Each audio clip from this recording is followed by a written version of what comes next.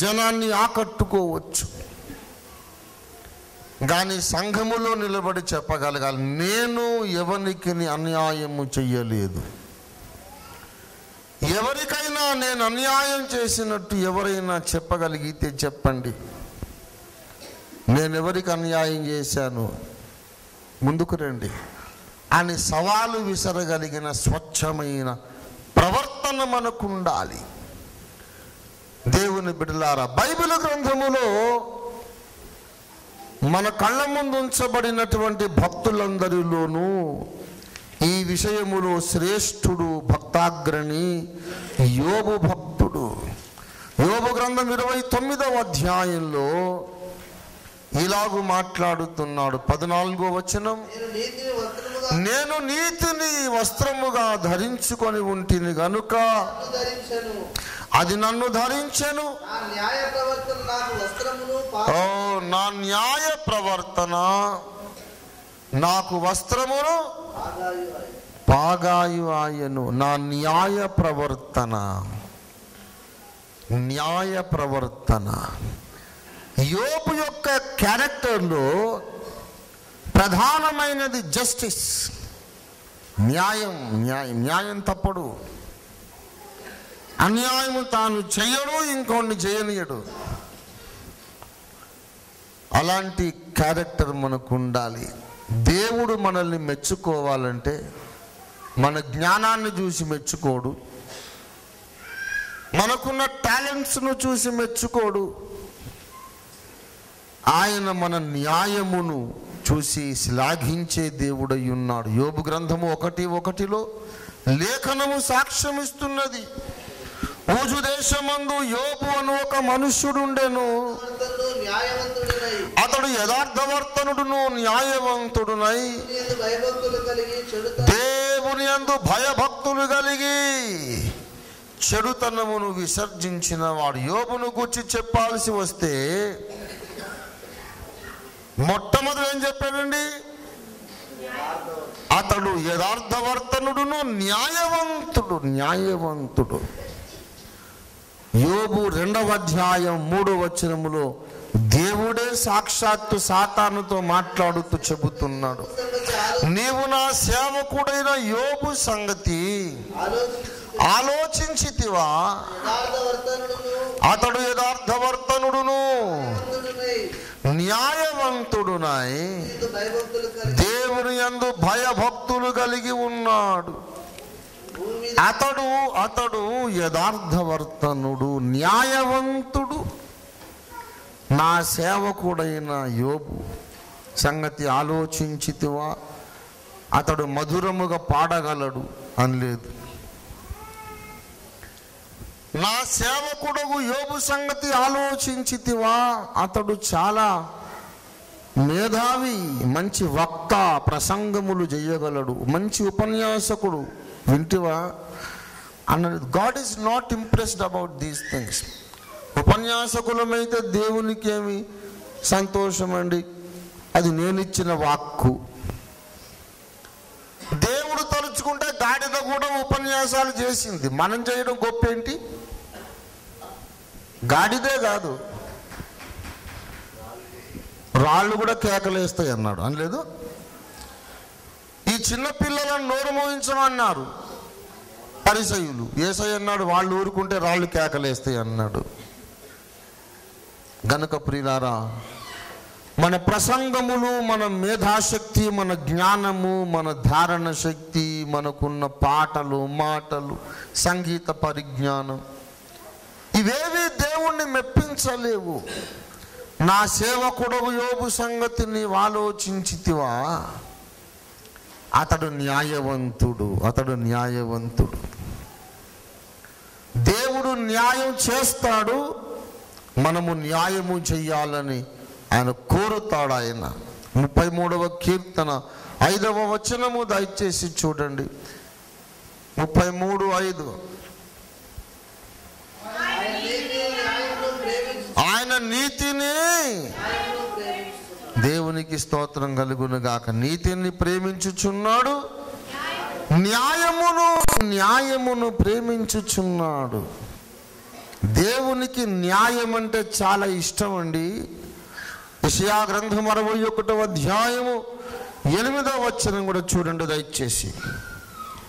యెషయా 61:8.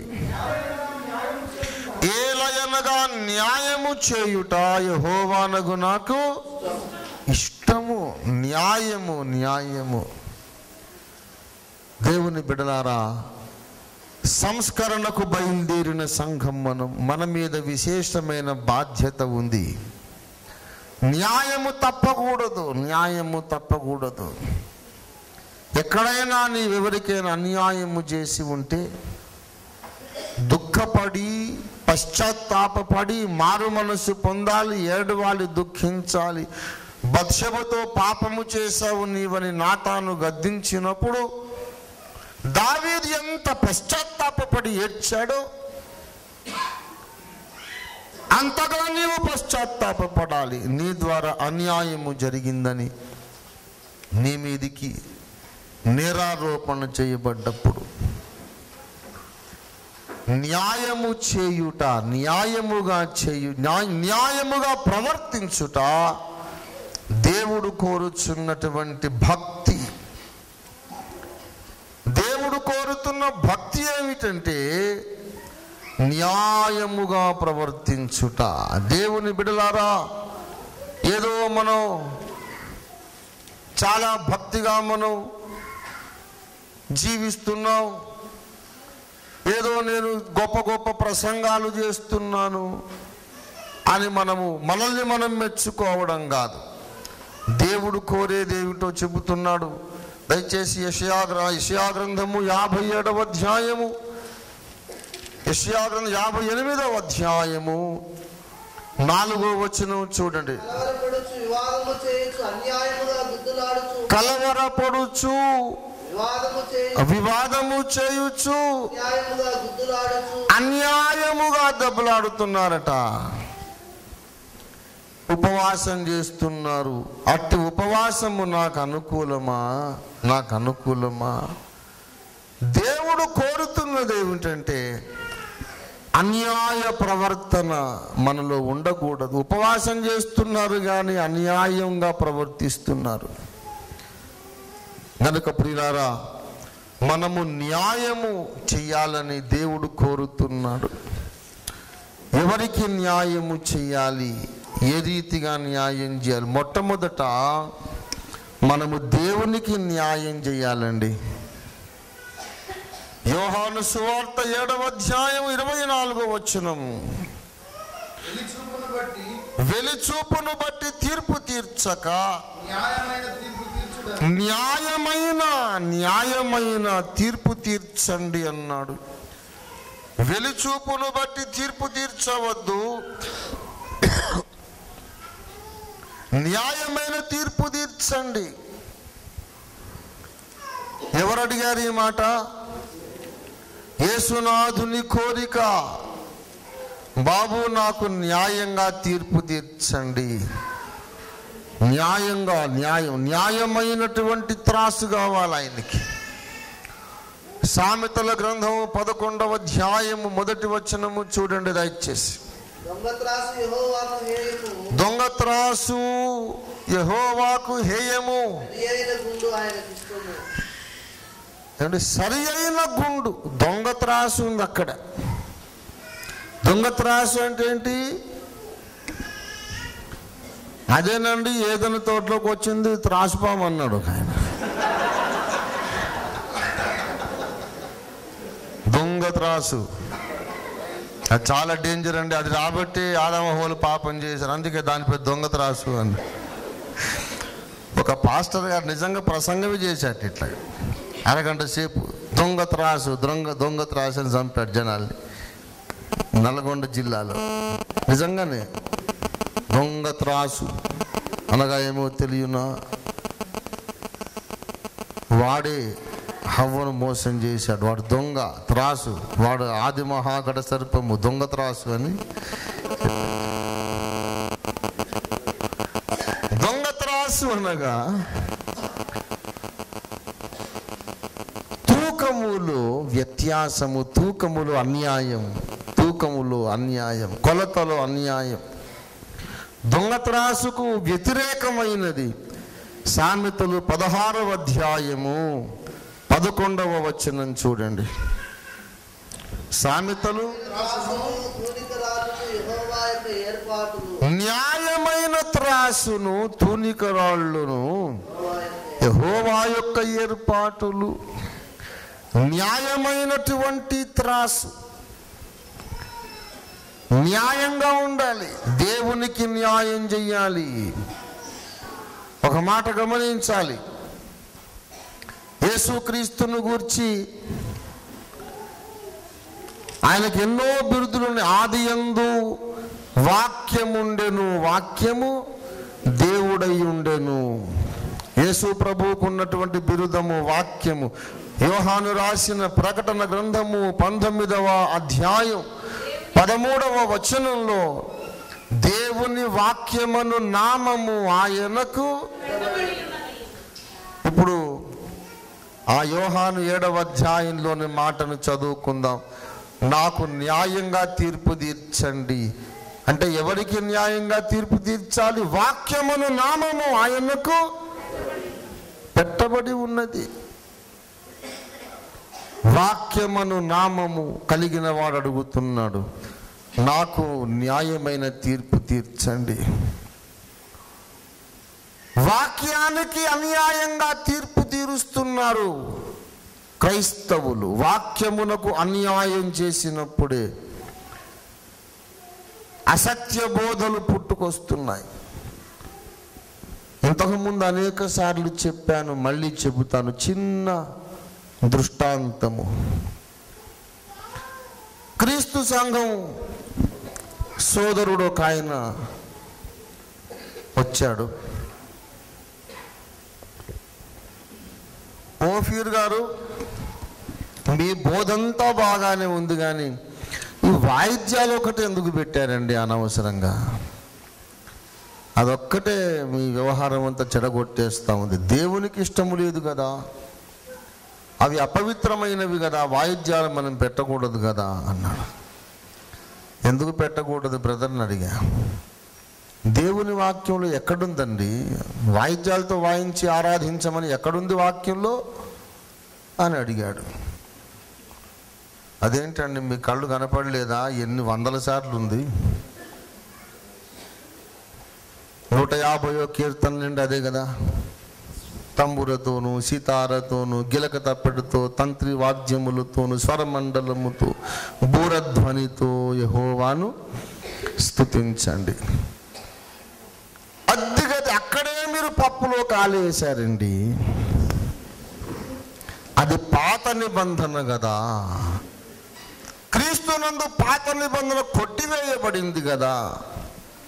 ఇంకా 150వ కీర్తన అంటారు ఏమిటి? పాత నిబంధన కొట్టివేయబడింది కనుక కొత్త నిబంధనలో ఎక్కడైనా రాసిందా వాయిద్యాలు వాయించమని?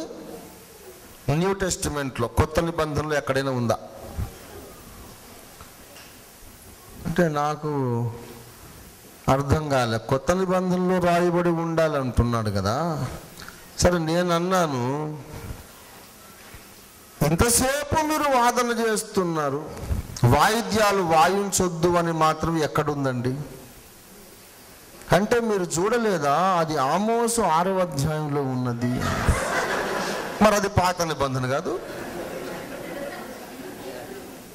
అది పాత నిబంధన కదా? అది ఓల్డ్ టెస్టిమెంట్ కాదు? నీవు వాయిద్యాలు వాయించమని చెప్పడానికేమో పాత నిబంధన కొట్టివేయబడింది అన్నావు. వాయిద్యాలు వద్దనడానికట ఆమోసు గ్రంథంలో ఉందిట. మరి పాత నిబంధన కొట్టివేయబడినప్పుడు ఆమోసు కూడా కొట్టివేయబడాలి కదా. ఏమండి, దీన్నే ఏమంటారంటే లేఖనమునకు అన్యాయము చేయుట. నాకు న్యాయంగా తీర్పు తీర్చండి అని ఈనాడు బైబిల్ గ్రంథమే క్రైస్తవ సమాజాన్ని అడుగుతుంది. నాకు న్యాయంగా తీర్పు తీర్చండి. ఈ తొండి మొండి మాటలు కాదు, సరిగ్గా మాట్లాడండి. పాత నిబంధన కొట్టివేయబడిందంటే ఆమోసుతో సహా కొట్టేయాలి. ఇంతకు ఏముంది ఆమోసులో?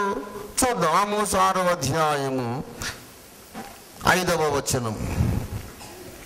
స్వరమండలముతో కలిసి పిచ్చి పాటలు పాడుచు దావీదు వలెనే వాయించు వాద్యములను కల్పించుకొందురు.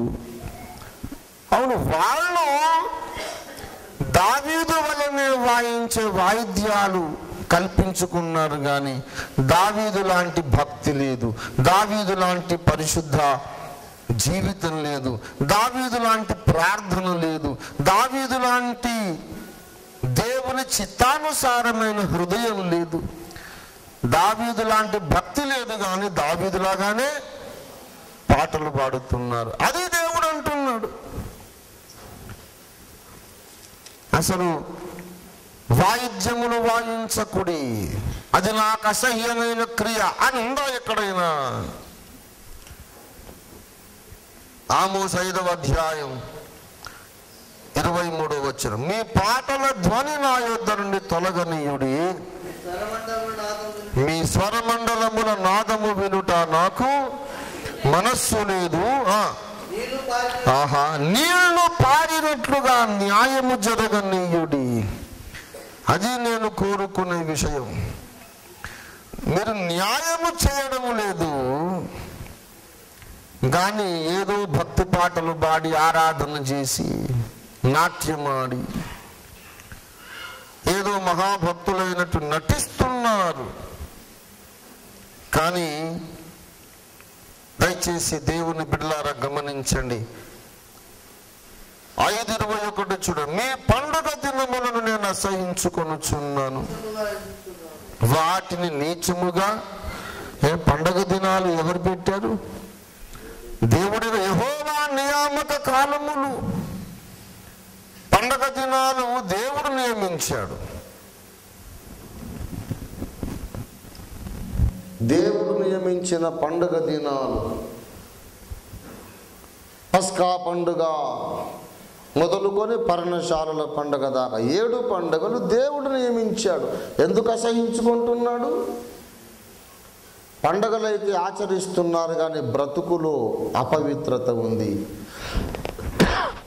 మీ ప్రవర్తనలో అన్యాయం ఉంది. దేవుడు ఏమంటున్నాడో కాంటెక్స్చువల్గా సందర్భ శుద్ధి కలిగి మనం ఆలోచించాలి. కానీ ఇప్పుడు ఎన్ని వందల వచనాలు బైబిల్లో వాయిద్యాలతో ఆరాధించండి 100 వచనాలు కనపడలేదు, కానీ ఎక్కడో మూలకున్నది ఒకటి ఆమోసు 6లో కనపడ్డదంట. అది కూడా ఏమనుంది? వాయిద్యములు తప్పు అని లేదు, మీ స్వరమండలముల ధ్వని. నేను అడిగాను, మీ స్వరమండలముల ధ్వని అని ఆమోసు ఎవరితో మాట్లాడాడు? ఏమండి, ఎవరితో మాట్లాడాడు? ఆమోసు 1:1లో ఇశ్రాయేలీయులను గూర్చి ఆమోసుకు కనబడిన దర్శనం. మరి నువ్వు ఇశ్రాయేలీయుడువా అంటే నేను కాదన్నాడు. మరి వదిలేయరాదు. మీ స్వరమండలములు అని. వాళ్ళ స్వరమండలాలు బాగలేవటయా. మనం ఇండియాలో మన స్వరమండలాలు బాగానే ఉండొచ్చు కదా ప్రియులారా. అలా కాదు, మీరు నన్ను కన్ఫ్యూజ్ చేస్తున్నారు, దేవుని వాక్యానికి అడ్డం మాట్లాడొద్దు అని కొంచెం ముఖం అంతా ఎర్రగా అయిపోయి నాకు ముద్దు వచ్చాడు. కొంచెం చక్కగా ఉన్నాడు. సరే, మరి అయినా అసలు వాయించమని కొత్త నిబంధనలు ఎక్కడుందండి? మనం కొత్త నిబంధన సంఘం కదా అన్నాడు. చాలా ఏబిసిడీలు కూడా రావు వాడికి. కొత్త నిబంధన సంఘం అనేది రాంగ్. అసలు సంఘం ఒకటే, ఇంకా అది చాలా డీపర్ సబ్జెక్ట్ అది. సరే, కొత్త నిబంధనలో వాయిద్యాలు వాయించినట్లుంటే ఒప్పుకుంటారా? లేదుగా, కొత్త నిబంధనలో లేదుగా అంటే అది ఉందా లేదా నేను చూపిస్తాను కొత్త నిబంధనలో, మీరు ఒప్పుకుంటారా అంటే లేదండి మీరు చూపలేరండి. నేను ఇప్పుడు చూపిస్తానయ్యా మహానుభావ, ఇప్పుడే చూపిస్తాను, మీరు ఒప్పుకుంటారా? ఎలా చూపిస్తారు? లేదంటే ఇది ఎక్కడ చావయ్యా బాబు నీతో, నేను నీ కళ్ళ ముందు ఇప్పుడే చూపిస్తా, పోనీ కనికట్టు మాయ అనుకుంటే నీ బైబిల్ అది, నీ బైబిల్లో చూపిస్తా, కొత్త నిబంధనలో చూపిస్తారా? లేదని చెప్పాడే మా గురువుగారు.